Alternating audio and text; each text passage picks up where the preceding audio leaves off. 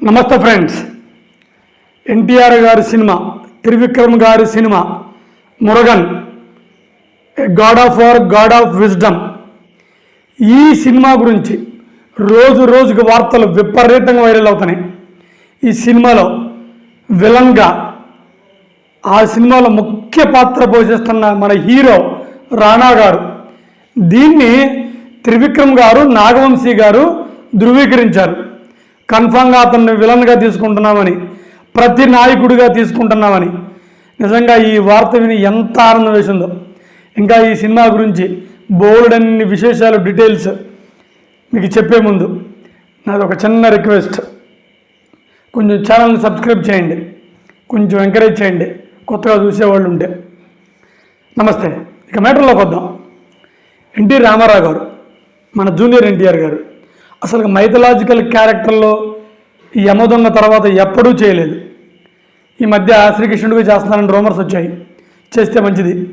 అయితే కార్తికేయగా, శివుడుగా లేదా కార్తికేయగా ఇంతవరకు ఇండియాలో టచ్ చేయని సబ్జెక్ట్ అది కానీ చేస్తే ఇటు ఎలాగో ఎవరికి తెలియదు కాబట్టి భారతదేశం మొత్తం చూడటానికి ఇంట్రెస్ట్ చూపిస్తారు.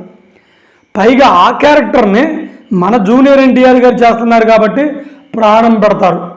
ఆయన డైలాగ్ డెలివరీతో, ఆయన ఎక్స్ప్రెషన్తో, వాయిస్ మౌల్డేషన్స్తో ఇందులో ఏ డౌటు లేదు. దానికి తగ్గట్టుగానే జూనియర్ ఎన్టీఆర్ గారు ఈ మధ్య మురగన్ సినిమాని ఒక బుక్ పట్టుకొని ఎక్కడికి వెళ్ళి వెళ్తున్నారు. ఇది మనకి ఏం చెబుతుందంటే, ఈ విషయం ఆయనకి ఆ సినిమా అంటే పిచ్చి. ఆ సినిమాని పాన్ ఇండియా స్థాయి, కుదరకపోతే పాన్ వరల్డ్ స్థాయిలో చేయాలని త్రివిక్రమ గారు, ఎన్టీఆర్ గారు కంకణం కట్టుకున్నారంట.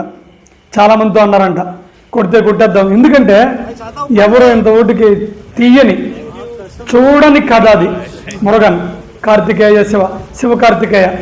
సరే, దీన్ని ఇలా పక్కన పెడదాం. ఈ సినిమాలో ఎన్టీఆర్ గారు కూడా డ్యూయల్ రోల్ చేస్తారంట. ఒకటి శివుడుగా, ఒక శివ పరమాత్ముడిగా, రెండోది మన కార్తికేయగా. ఆహా, అద్భుతం.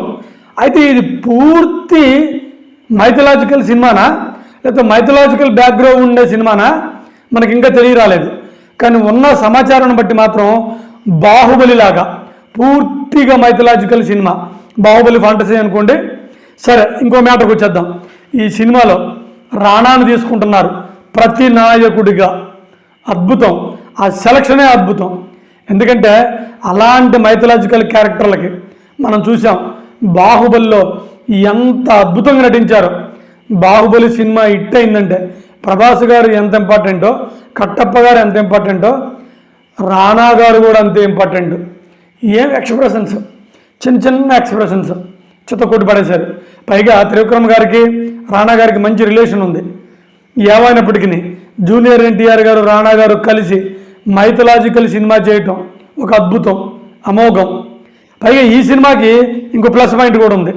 ఈ సినిమాకి మ్యూజిక్ డైరెక్టర్గా దేశీ ప్రసాద్ని, అనిరుద్ధిని ఇద్దరిని అనుకుంటున్నారంట. ఫస్ట్లో ఒకళ్ళ చేత చేపిద్దాం అనుకున్నారంట. కాదు, ఇద్దరి చేత చేపిద్దాం, ఇది గొప్ప పాన్ ఇండియా సినిమా అయిద్దని కొన్ని చర్చలు కూడా జరుగుతున్నాయంట. దీన్ని నాగవంశీ గారు చెప్పారు. సరే, ఏమైనప్పటికీ ఎన్టీఆర్ గారు, రాణా గారు, త్రివిక్రమ్ గారు, నాగవంశీ గారు, దేవిశ్రీ ప్రసాద్ గారు, మన అనిరుద్ధ్ గారు, అన్నిటికీ మించి ఇంతవరకు ఎవరు తీయని మురగన్ కథ అద్భుతంగా తీయాలని అందరూ ప్లాన్ చేసుకుంటున్నారు. ఏమైనప్పటికీ ఈ సినిమా ఇంత భారీ క్యాస్ట్తో పాన్ వరల్డ్ సినిమా అవ్వాలని మనస్ఫూర్తిగా కోరుకుంటూ సెలవు తీసుకుంటున్నాను. జై సౌత్ ఇండియన్ సినిమా.